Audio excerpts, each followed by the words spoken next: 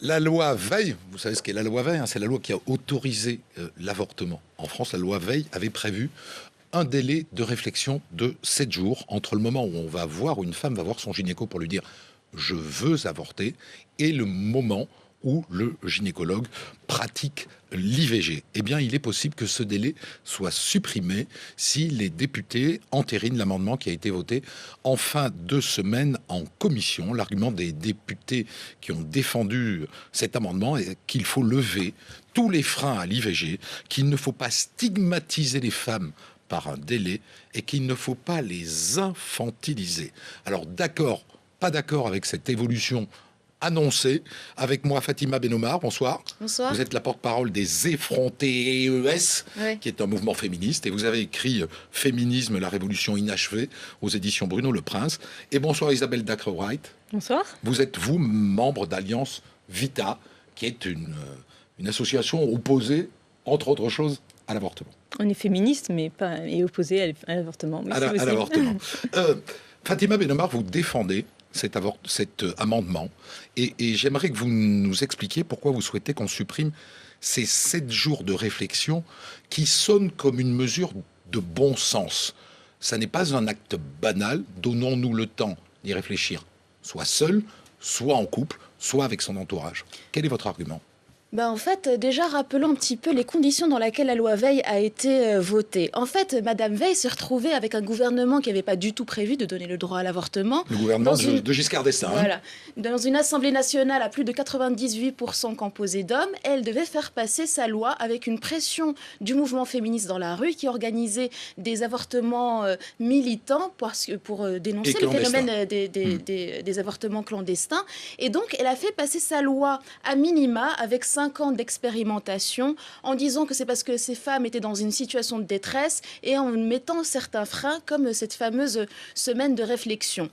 Maintenant qu'on est en 2015, on vient en novembre dernier de voter une résolution à presque l'unanimité, moins 7 députés à l'Assemblée nationale, réaffirmant le droit à l'avortement comme un droit fondamental. Et on est en train d'essayer de faire sauter ces freins. Pourquoi ?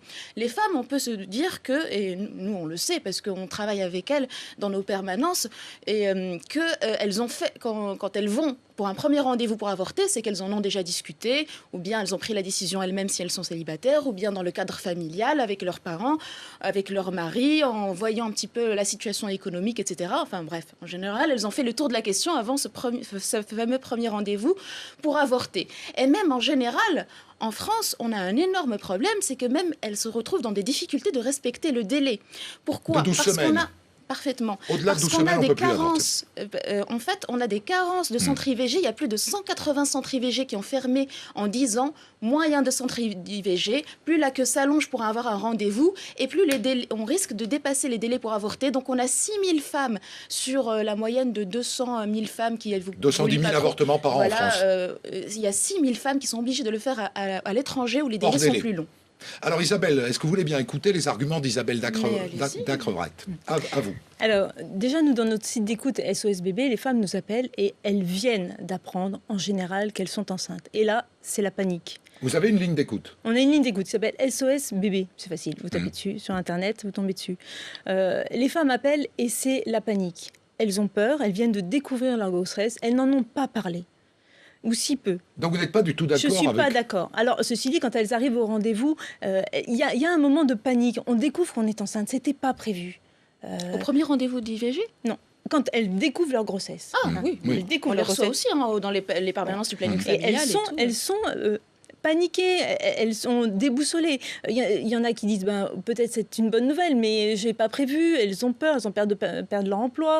Il y a quand même une pression du compagnon qui est extrêmement forte, qui va les pousser à l'IVG parce que lui n'est pas prêt. Ou je te quitte. Ou... C'est exactement ça, un vrai chantage qui peut se faire. Pas tous, Dieu merci. Mais quand intervient le délai de 7 jours, là, parce que pour l'instant, vous êtes presque d'accord. On est presque d'accord. Le délai intervient à un moment donné où finalement, elles y vont, pas forcément encore tout à fait décidées. Nous, il y a des femmes qui nous disent « j'ai rendez-vous demain », mais elles n'ont pas décidé.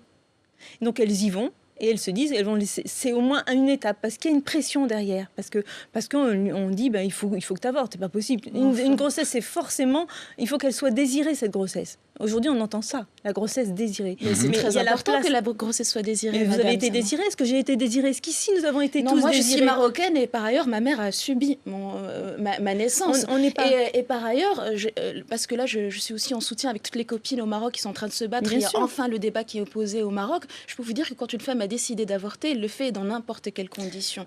Et donc, par exemple, ma mère, le premier avortement qu'elle a fait, c'était tout simplement en se saignant en 400 pour pouvoir payer un médecin qui voulait bien la faire avorter. Donc, nous, en France, on a au moins le droit à l'information, à la contraception et tout. Et donc, quand les femmes, une fois qu'elles prennent un rendez-vous pour avorter, pas un rendez-vous pour se rendre compte. Mais même quand elles prennent un rendez-vous, elles sont pas décidées. Et moi, je crois que on parle de la liberté. Un rendez-vous pour avorter alors, et pas un rendez-vous auprès d'un planning ou auprès d'une infirmière scolaire si elles sont jeunes. Les infirmières scolaires ne font pas les rendez-vous d'avortement. C'est le gynécologue. Mais non, je veux dire qu'elles les informent où il faut aller.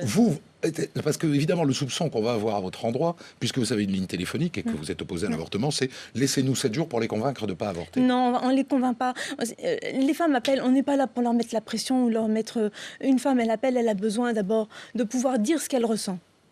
Et elle va donc avoir une écoute neutre, c'est-à-dire que nous, on n'a pas d'intérêt à ce qu'elle avorte ou qu'elle avorte pas. On n'est pas sa mère et on n'est pas... Non, mais soyons honnêtes. Je suis désolée, mais je peux vous dire que les permanences pro-choix... Oui, parce qu'on a déjà fait des testings par rapport à ce genre de ligne.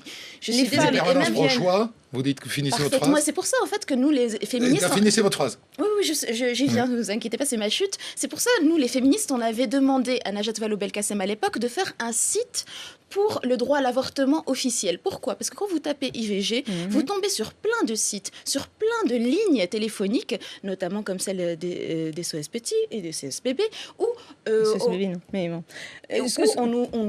l'incitation à ne pas avorter, et je suis désolée, pas du tout neutre. Alors que les plannings, leurs permanences sont des permanences pro-choix et qu'elles vont pas du tout les encourager ni à avorter ni à ne pas avorter. C'est ce que vous dites, mais c'est pareil pour nous. Ce que je voudrais dire, c'est que dans la loi Veil, justement, il y avait à la fois cette information faite aux femmes sur l'IVG, qu'est-ce que l'IVG, et il y avait un deuxième volet sur les aides auxquelles les femmes pourraient avoir droit si elles poursuivaient leur grossesse. Et là, les femmes étaient informées honnêtement, enfin complètement. Aujourd'hui, depuis 2011, on a supprimé ce volet d'information auprès des femmes. C'était 2001, pardon. Et donc aujourd'hui, elles n'ont plus que cette information sur l'IVG. Eh bien, en fait, on ne donne pas finalement toute l'information. Elles ne sont pas libres de leur décision. Fatima Benhamar, est-ce que vous savez qu'il existe des femmes qui ont avorté dans leur vie et qui ne s'en remettent jamais?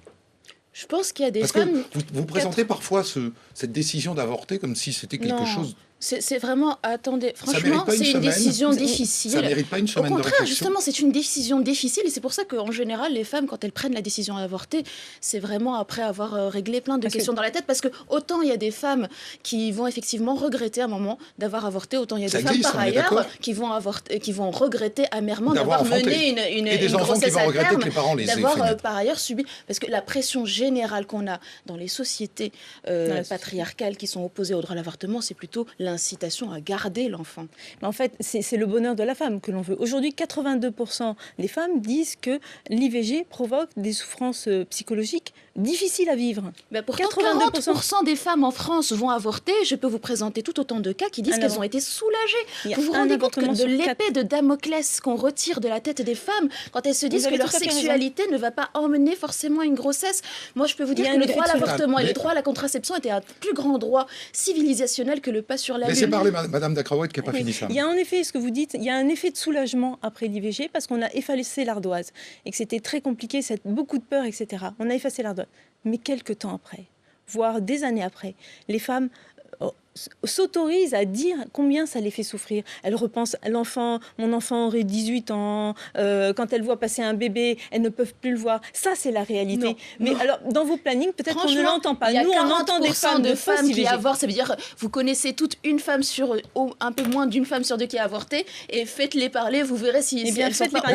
Hier sur Arte, une belle émission. Merci à toutes les deux pour ce débat bien élevé, malgré tout, mais dans lequel je ne serais pas arrivé à vous rapprocher quelconque manière. Ça aurait Je été rappelle votre inquiétant. bouquin, Le féminisme, la révolution inachevée. Merci beaucoup.